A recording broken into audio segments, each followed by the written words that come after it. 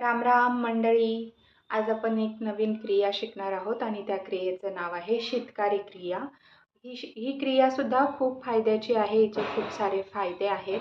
तर याचे सगळे फायदे तुम्ही कॅप्शनमध्ये बघू शकता. आणि आता लगेचच आपण सुरुवात करूया शीतकारी क्रिया करायला. शीतकारी क्रियेमध्ये आपल्याला दातांच्या फटींमधून श्वास आत खेचायचा आहे आणि त्यासोबत एक विशिष्ट आवाजसुद्धा होईल.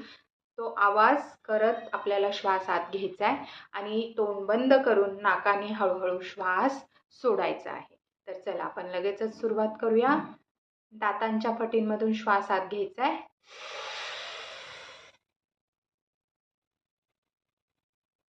तोंड बंद करून नाकाने हळू श्वास सोडून द्यायचा आहे. असं तुम्ही 11 ते 21 आवर्तनं रोज करू शकता आणि तुमच्या क्षमतेनुसार हळूहळू याची आवर्तनं वाढवू शकता. धन्यवाद.